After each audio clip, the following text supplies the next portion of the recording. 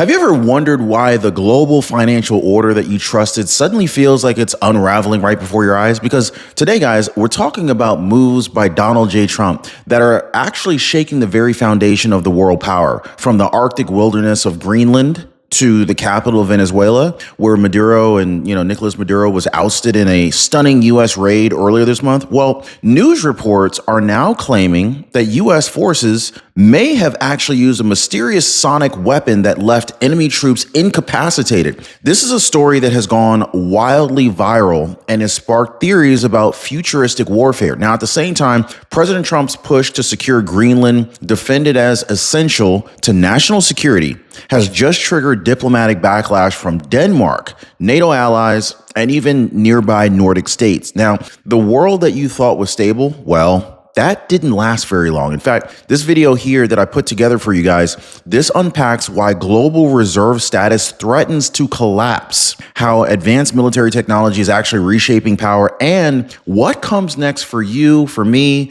for your security, and the future of global currency dominance. Be sure to drop a like for the video and subscribe to the channel. Okay, folks, here's the part that most people are missing. Over a very short window, Donald J. Trump made a series of moves that looked unrelated on the surface, but together they told one story. Greenland, Venezuela, currency pressure, military signaling. Now, this wasn't chaos. It was actually coordination. So while headlines bounced between Trump asserting U.S. security interests in Greenland, reports emerged about a high-impact U.S. operation inside Venezuela, targeting the very regime of Nicolas Maduro. Now, at the same time, the BRICS nations continued accelerating efforts to weaken the U.S. dollar's dominance. Now, most people, they kind of looked at these as separate stories, but they were not. Trump understands something that Washington avoided for decades. When the world reserve currency comes under threat, military, geography, energy, and even technology all become part of the same chessboard.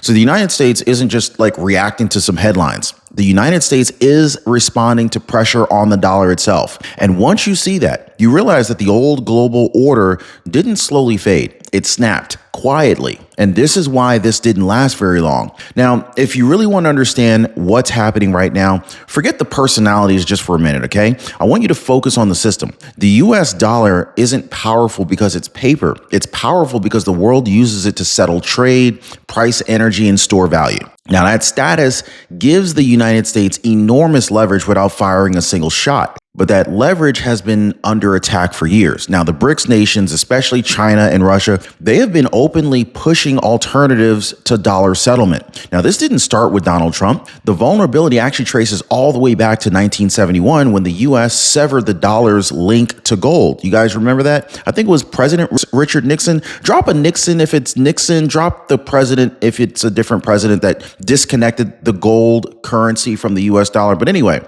since that period, reserve status has been sustained by trust, stability, and strength, not backing. Now, President Trump, he didn't create this problem. No, Trump did not create the problem he inherited. But what changed is that he's actually willing to treat currency dominance as a national security issue, not just a financial one. So when reserve status weakens, borrowing costs rise, interest rates increase, inflation rises, influence shrinks, and adversaries grow bolder. That's very dangerous for America.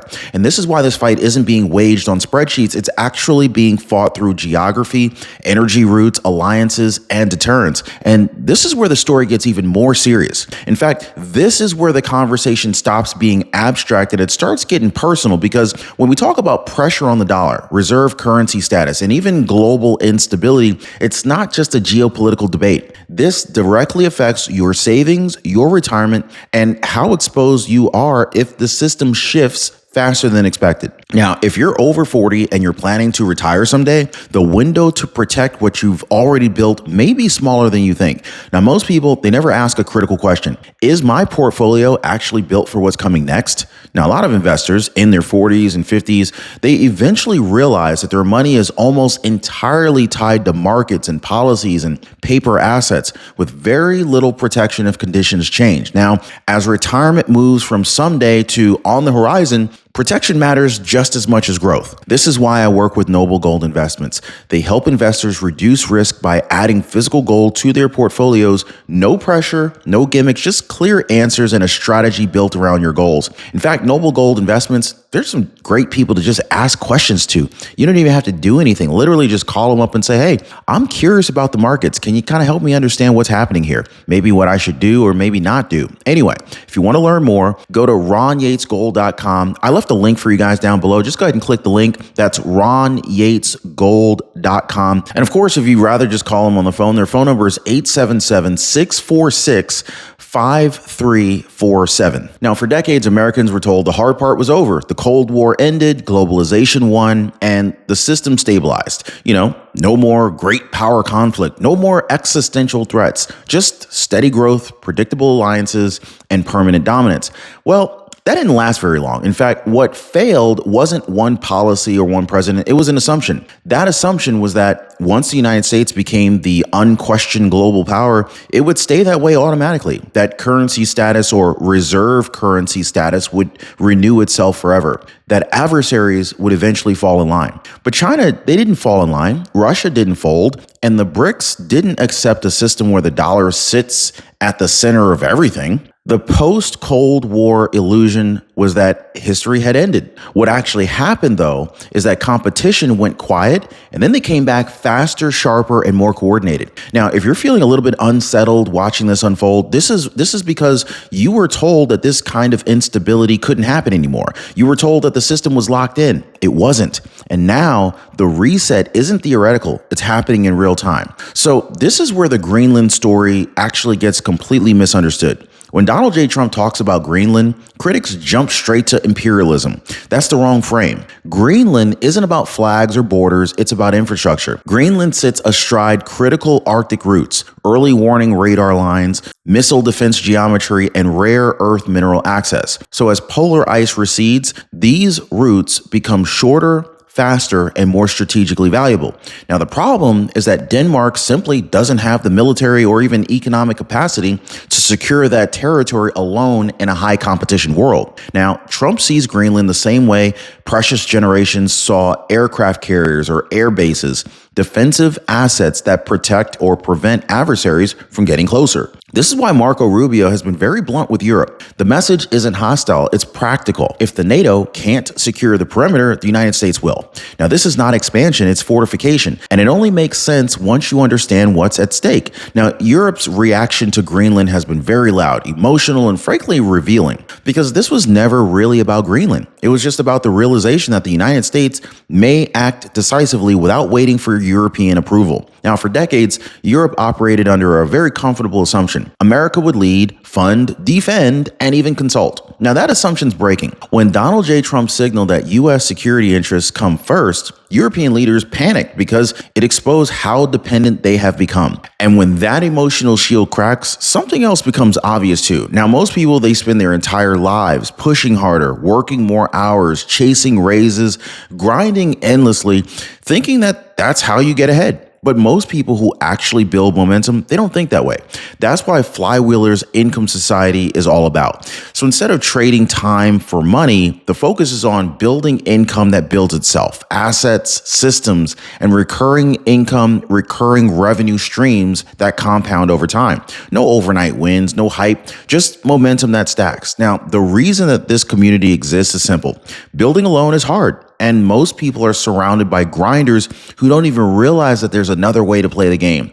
Now, if you want to be around builders instead of grinders, people who think long-term instead of week to week, you can learn more about Flywheelers Income Society at the link down below. All right, so let's get back to what this exposure really revealed. Energy dependence, defense dependence, strategic dependence. I mean, look, the backlash isn't about sovereignty. It's about leverage slipping away. Europe understands that if the U.S. secures Arctic routes, rare earth access, and military defense geometry independently, Europe loses its seat at the head table. This is why the rhetoric escalated so quickly. This marks a shift from unconditional partnership to conditional alliance. Now, the message is simple. Cooperation still exists, but it's no longer automatic. And once the reality set in, the meltdown began. So this is where a lot of people feel the frustration, but haven't put it into words. NATO looks impressive on paper. Dozens of nations, shared commitments, endless summits. But when speed, secrecy, and deterrence actually matter,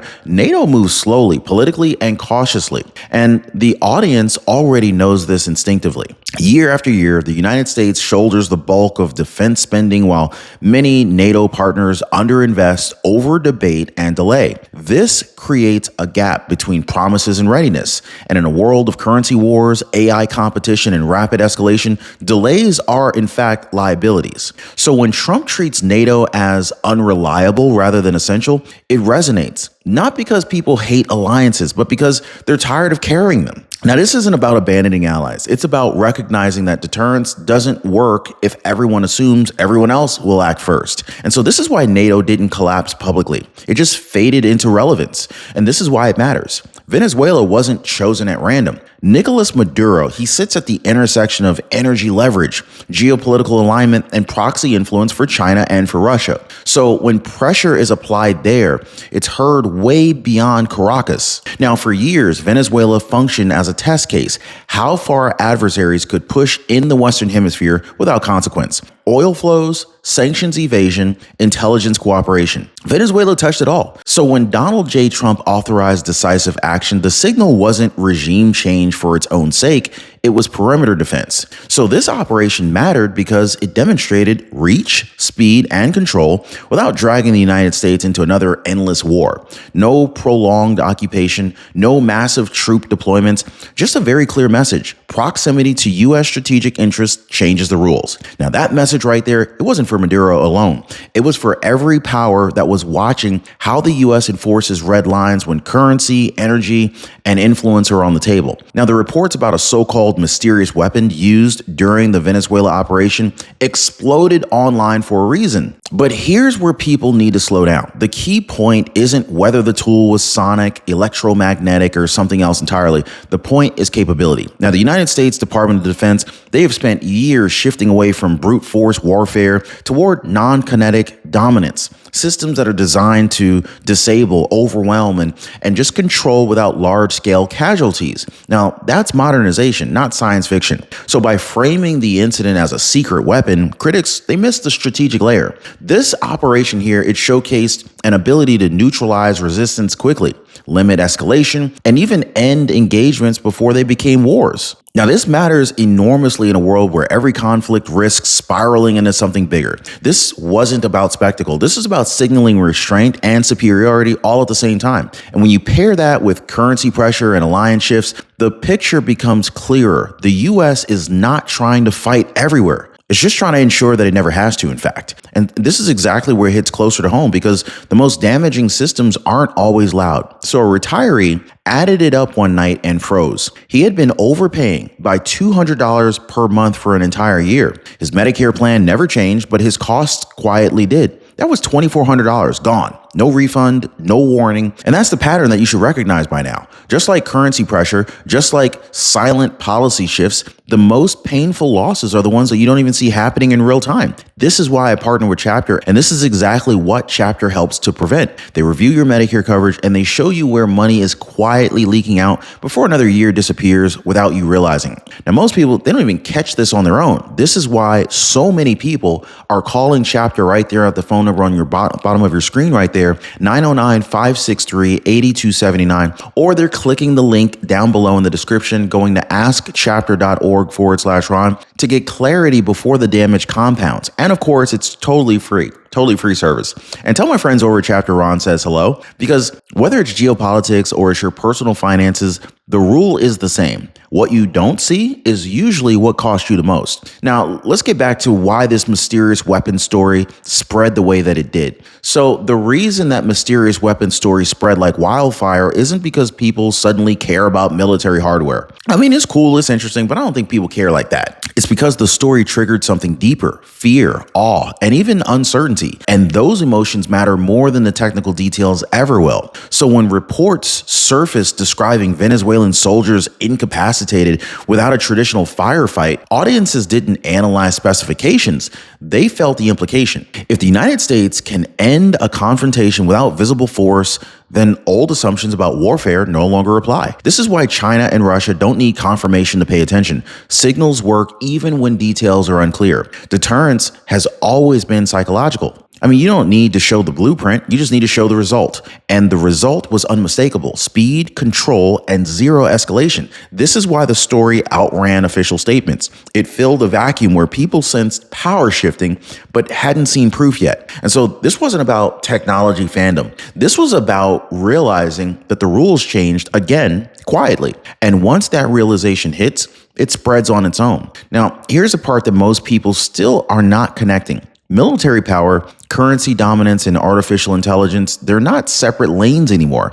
They're converging into one system. And Donald J. Trump is one of the few leaders openly operating as if that's already true. AI accelerates decision-making, logistics, surveillance, and even deterrence. Currency dominance funds that acceleration. Energy security powers it. Lose one, and the others weaken. And so this is why Trump pushes U.S. leadership not just in defense, but in AI, crypto infrastructure, and energy independence. And these are not side projects. They're all pillars. So if the dollar loses trust, technological leadership becomes harder to sustain. If AI leadership slips, military and financial leverage follow. This is the chain reaction most analysts miss because they silo everything. Trump doesn't do that. This is why Greenland, Venezuela, AI investment, and currency signaling all sit inside of the same strategy. It's not about winning today's headline. It's about shaping the environment so that competitors never catch up. And once you see that convergence, the panic and the pushback makes total sense. Now, a lot of critics, they reach the word imperialism because it's familiar and it's emotionally charged. But it doesn't actually describe what Donald Trump is actually doing. Imperialism isn't about conquest or control and extraction. What we're seeing instead is a perimeter defense in a world where the old buffers no longer exist. I mean, look at the pattern. Greenland isn't being discussed as a colony. It's being treated as a strategic infrastructure. Venezuela wasn't occupied. It was neutralized as a hostile node. Argentina wasn't pressured. It was supposed to stabilize an ally. Now, these are not the moves of an empire that's trying to rule everything. They're the moves of a power that's trying to prevent adversaries from filling vacuums. Now, the goal is not to run other countries. It's to make sure hostile powers don't. In a multipolar world, ungoverned or weakly governed spaces become leverage points for China and Russia. Trump's strategy is about denying that leverage before it turns into something far more dangerous. Now, this is not expansion for expansion's sake. It's alignment over occupation. And that distinction changes everything. Now, if you're expecting the next phase of this strategy to come with more dramatic speeches or constant breaking news alerts, you'll probably miss it. Now, what does come next will not be loud. It will be procedural, technical, and often invisible until after the fact. This is how modern power works. Quiet financial moves, quiet positioning, quiet deterrence. While people argue online about headlines, the United States will keep reinforcing the foundations that actually matter: currency, credibility, technological lead, energy security, and even strategic geography. And that brings us right back to the title. The old sense of permanence, the belief that the global order was settled, well, that didn't last very long. Not because the US collapsed, but because competition returned faster than most people were prepared to admit. Now, this moment, it's not about panic, it's about awareness, about recognizing that the world just entered a quieter, sharper phase of rivalry. And this is one where the biggest moves, they happen before most people even realize a move was made at all. And this is why this matters, folks. This is what comes next. And this is where the story ends for now. If you appreciated the content and the breakdown, drop a like for the video and subscribe to the channel for future updates. We'll see you next time.